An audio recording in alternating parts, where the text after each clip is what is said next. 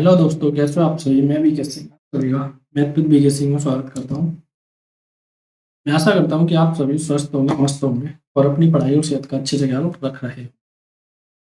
आज का वीडियो हमारा वही इंग्लिश के 5 वर्डों को लेकर है, जिसे आप कंपेरिजन से पढ़ेंगे और देखेंगे कि आप कहाँ कहाँ पर गलती कर सकते हो और कैसे आप अपनी गलती को इम्प्रूव कर सकते हो। आज का वीडियो स्टार्ट करने से पहले, बिना लक्ष्य के जीवन बिना पते के लिफाफे की तरह होता है जो किसी मुकाम पर नहीं पहुंचता।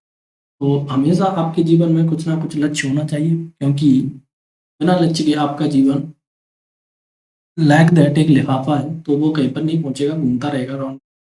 जैसे कि आपने देखा होगा, आप बचपन में किसी लड़की के पीछे पड़े थे, वो नहीं पढ़ पाई, क्योंकि आप उसकी फ्रेंड के भी पीछे पड़े हुए थे। आपका कोई टारगेट ही फिक्स नहीं था कि कौन पढ़ाना। तो दोनों हाथ से निकल गए और आज आप किसी तीसरे के पीछे पड़े हुए हैं। आज का वीडियो स्टार्ट करते हैं बिना किसी देरी के। तो उसमें पहला वर्ड है लेटर। तो देखो, LATER, इन वर्डों को आपको बहुत ही ज़्यादा फोकस से पढ़ना है, क्योंकि अगर ये वर्ड आपने फोकस से नहीं पढ़े तो ये आपके एग्जाम में फिर से गलत होने की। देखो, लेटर उससे ज़्यादा दे। जब आप बात करें टाइम की, जब आप बात करें टाइम की, तो आप इसका प्रयोग करते हैं लेटर का। और LATTER, लेटर, ये आता है आपका पोजीशन। जब आपको बात करनी है पोजीशन की, तो आपका आएगा नीचे वाला, और जब बात करनी है आपको टाइम की, तो आएगा आपका ऊपर वाला। अब इसके एग्जाम्पल देखें। द फॉर्मर, फॉर्मर माने होता है पहले वाला। Manager of this bank was more voracious, माने होता है सत्यवादी।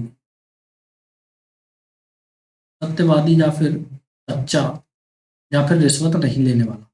अब वोराशियस देन द लेटर। अब देखो, इसने ये क्या कर दिया, आपको पता भी नहीं पड़ेगा कि सेंटेंस गलत हो चुका है, क्योंकि लेटर आता है टाइम के लिए, और लेटर ये वाला आता है, डबल टी वाला आता है आपका पोजीशन के लिए। तो देखो, एक मैनेजर गया और दूसरा आया है, तो ये पोजीशन है, ये टाइम नहीं है, तो ये सेंटेंस करेक्ट हो जाएगा। तो इसकी जगह आपको क्या करना पड़ेगा।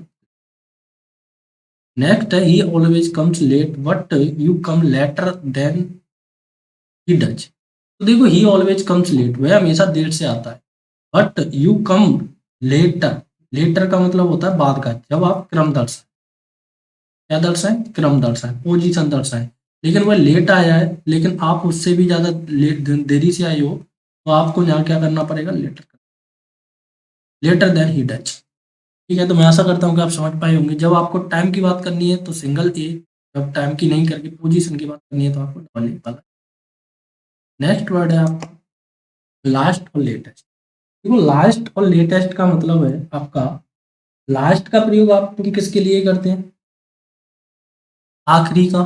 लेटेस्ट का प्रयोग करते हैं आप, लास्ट का प्रयोग आप कर सकते हैं पोजीशन के, और लेटेस्ट का प्रयोग कर सकते हैं आप टाइम के लिए, जो अभी अभी नया आया है रिसेंटली। तो देखेंगे example.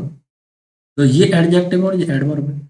I by the first person, मैं प्रथम व्यक्ति था, टू रीच देयर, वहां पहुंचने वाला, and latest person to leave place that place, और मैं आखिरी व्यक्ति था या फिर सबसे नया व्यक्ति था उस प्लेस को छोड़ने में। तो देखेंगे कि आप सबसे पहले पहुंचे और सबसे अंत में आए, तो देखो सबसे नया तो नहीं है आप यहाँ पर। देखो, ऐसे ही आपको पेपर में गलती आता है, तो यहाँ आपको लेटेस्ट हटाकर क्या लगाना पड़ेगा, लास्ट लगाना पड़ेगा, क्योंकि आप क्रम में लास्ट आए, अंतिम आए। नेक्स्ट एग्जाम्पल है, एक एग्जाम्पल ये, I have not read the last book of this publication. तो मैं इस पब्लिकेशन की अंतिम बुक नहीं पढ़ चुका हूँ, कि लेटेस्ट बुक नहीं पढ़ चुका हूँ, सबसे नई बुक नहीं पढ़ चुका हूँ।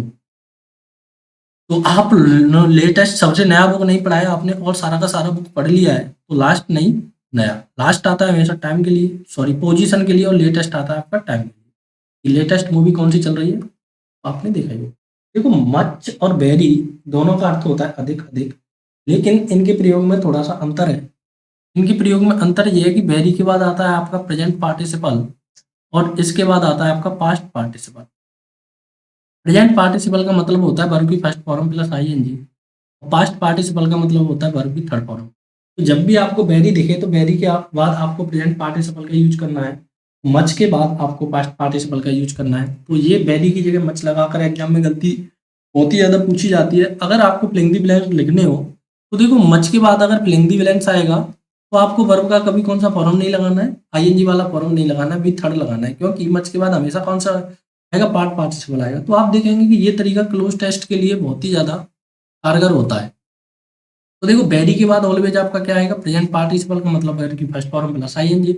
मच के बाद हमेशा क्या आएगा आपका, पास्ट पार्टिसिपल आएगा, वर्ब की थर्ड फॉर्म आएगी। तो देखो this story is much interesting and entertaining. तो यह स्टोरी बहुत ही ज़्यादा या फिर अधिक कैसी है, इंटरेस्टिंग है और एंटरटेनिंग है। तो आप देखेंगे कि आपको पता भी नहीं पड़ेगा और सेंटेंस गलत हो चुका है, क्योंकि यहाँ पर आपको मच के स्थान पर क्या करना पड़ेगा, वेरी करना पड़ेगा। क्यों करना पड़ेगा, क्योंकि वेरी के बाद हमेशा प्रेजेंट पार्टिसिपल आता है। नेक्स्ट देखेंगे आप, he is very depressed and frustrate. वह बहुत ज्यादा उदास और कैसा है, फ्रस्ट्रेट है। तो यहाँ पर वेरी के बाद आपको प्रेजेंट पार्टिसिपल मतलब वर्ब की फर्स्ट फॉर्म प्लस आईएनजी लाना होता है, लेकिन आपने यहाँ पर क्या लगा रखा है, वेरी लगा रखा है। वेरी की जगह आप मच करना पड़ेगा, क्योंकि मच के बाद कौन सी फॉर्म आता है, वर्ब का थर्ड फॉर्म। यहाँ पर वर्ब का थर्ड फॉर्म दिया है, तो आपको वेरी की जगह मच का यूज करना। देखेंगे नेक्स्ट वर्ड है ओनली टू और नन टू। ओनली टू और नन टू, या फिर नन टू और ओनली टू। मैंने कल बताया था आपको पहले वाली वीडियो में, जब भी आपको टू दिखे, जब भी किसी वर्ड के पीछे आपको टू दिखे, तो वो ऑलवेज एडवर्ब का फॉर्म होता है। तो यहाँ देखेंगे आप, देखो ओनली टू बिल्कुल नहीं, पॉजिटिव है कि नेगेटिव है, आप कहेंगे कि नेगेटिव। और only to, sorry, none to negative और only to positive. Only to positive और नन टू नेगेटिव। तो देखेंगे कि नन टू का प्रयोग नेगेटिव में और ओनली टू का प्रयोग पॉजिटिव में, और दोनों के दोनों एडवर्ब है। He is to intelligent. अब देखो टू इंटेलिजेंट का मतलब बिल्कुल नहीं, वह बिल्कुल होशियार नहीं है। So he can pass the exam with good marks. तो इसलिए ही कैन, वह सकता है, इस एग्जाम को वह अच्छे नंबरों से पास कर सकता है। वह बिल्कुल होशियार नहीं है, इसलिए वह इस पेपर को अच्छे नंबरों से पास कर सकता है। तो नन टू की जगह आपको क्या यूज करना पड़ेगा यहाँ पर, ओनली टू, क्योंकि वह बहुत कैसा होशियार है।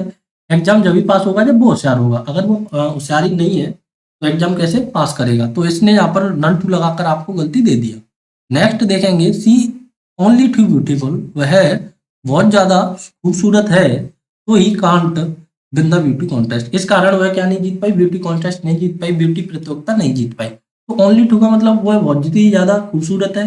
अगर वो खूबसूरत होती तो जीती जाती। तो यहाँ पर आपको क्या करना पड़ेगा, नन टू करना पड़ेगा। वह बिल्कुल खूबसूरत नहीं है, इस कारण वह क्या नहीं जीत पाई, ब्यूटी कॉन्टेस्ट नहीं जीत पाई। देखो आज का अंतिम वर्ड और फाइनली वर्ड, तो रेदर और फेयरली। देखो रेदर हमेशा आता है आपका नेगेटिव सेंस, और फेयरली आता है आपका पॉजिटिव सेंस। तो जब भी आपको रेदर आए तो समझ जाना है कि यहाँ पर आपको नेगेटिव सेंस लगाना है, और जब भी आपका फेयरली आए तो आपको क्या लगाना है, पॉजिटिव सेंस। देखो सी इज एग्जाम्पल है, he is rather intelligent and studious. वह बहुत ज्यादा कैसी है, इंटेलिजेंट है, और एस्टूडियस माने होता है मेहनती। वह बहुत ही ज़्यादा इंटेलिजेंट और मेहनती है। लेकिन आपको पता है रेदर हमेशा नेगेटिव सेंस में आता है। जो गंदी चीज़ होती है या फिर जो फेयर नहीं होती है, उसके लिए आप रेदर का प्रयोग करते हैं। तो यहाँ पर आपको किसका प्रयोग करना पड़ेगा, फेयरली का प्रयोग। फेयरली पॉजिटिव वर्ड है, इंटेलिजेंट और एसिडियस आपके पॉजिटिव। देखेंगे next word, she is fairly dishonest and avaricious. Avaricious माने होता है लाल। वह बहुत ज़्यादा डिसऑनेस्ट माने बेईमान। वह बहुत ज़्यादा या फिर वह उचित रूप से बेईमान और लालची है। तो देखो बेईमानी और लालची में कोई उचित रूप नहीं होता है। तो मैं ऐसा करता हूँ कि आप इसे समझ पा रहे होंगे। देखो बेईमानी का मतलब बेईमानी ही होता है, लालची का मतलब लालची होता है, इसमें कोई उचित नहीं होता। ये दोनों ही नेगेटिव वर्ड है, और आप भी समझ पा रहे होंगे कि यहाँ पर फेयरली कितना गलत व्यवहार कर रहा है, क्योंकि फेयरली लगाकर आपने यहाँ पर बहुत बड़ी गलती कर दी। तो आपको यहाँ क्या लगाना है, रेदर लगाना, क्योंकि रेदर कैसा वर्ड है। आप देखेंगे कि यहाँ पर हमने 5 से 10 वर्ड एक एक देखा, एक पॉजिटिव सेंस में, एक नेगेटिव सेंस में, या फिर कोई पार्टिसिपल का देखा यहाँ पर। तो ये 10 का वर्ड डेली का डेली हम जैसे इसी प्रकार से ग्रामर को, कन्फ्यूजिंग रूलों को पढ़ने की कोशिश कर रहे हैं। तो आप देखेंगे कि इससे आपका ग्रामर बेहद ही जल्दी और बेहद ही फास्टली इम्प्रूव हो रहा है, और वो भी एग्जाम की दृष्टि से कि जैसा का पेपर एग्जाम में आता है उसी प्रकार से। तो मैं आशा करता हूँ कि आपको थोड़ा बहुत इस वीडियो से हेल्प मिलेगा आपके अपकमिंग एग्जाम के लिए। अगर वीडियो आपको अच्छा लगता है तो वीडियो को शेयर, लाइक, सब्सक्राइब कर दीजिए। और अगर आप इस वीडियो को अभी देख रहे हैं 25 ऐप को, तो अभी आपको क्या करना है, थोड़ा सा कैंपेन का भी ध्यान देना है, क्योंकि बिना कैंपेन के, बिना वैकेंसी के आप किसके लिए मेहनत करोगे? पहले वैकेंसी भी चाहिए, जब भी आपकी मेहनत होगी। इतना बड़ा कैंपेन चल रहा है तो बिना कैंपेन के कंट्रीब्यूट करें, हम यहाँ पर कुछ नहीं कर सकते। सारे लोग कैंपेन के पीछे ही लगे हुए हैं। आशा करता हूँ कि आपके लिए थोड़ा सा ये वीडियो जरूर बेनिफिशियल रहेगा, चाहे एयरफोर्स हो, चाहे एनडी हो, सीडीएस हो, जो भी आपके एग्जाम हो, चाहे एसएससी का कोई भी एग्जाम हो। और हम ईडीएम फ्रेज की एक सीरीज चल रही है, उसमें अपन लोग सारी की सारी ईडीएम फ्रेज देखो ऐसे कलेक्ट किया हुआ है कि मतलब मान लो कि एनिमल से अलग, कि जितना भी ईडीएम फ्रेज एनिमल से बनता है वो अलग कर लिया, जितना भी कलर से बनता है वो अलग कर लिया। इस प्रकार से वो भी चल रहा है। और मॉर्निंग में अगर आपको बुकैब अपना कंप्लीट करना है, बहुत ही ज़्यादा कंप्लीट करना है, कोई भी एग्जाम का एक भी वर्ड नहीं छूटे, तो उसके लिए हम मॉर्निंग में द हिंदू का एडिटोरियल का वोकैबुलरी सेशन भी लेकर आते हैं। और दोपहर में एक सेशन आता है ईडीएम फ्रेज का, और शाम को ये एक सेशन है हमारा ग्रामर के रूलों का। तो आप देखते रहिए, जो भी दिक्कत आती है तो हमें कमेंट बॉक्स में कमेंट करके जरूर बताइए। और टेलीग्राम भी हमारा ज्वाइन कर सकते हैं आप, उसका लिंक हमें डिस्क्रिप्शन में दे रखा है। और फेसबुक पर भी आप हमें फॉलो कर सकते हैं। तो thank you for watching, take care, bye bye.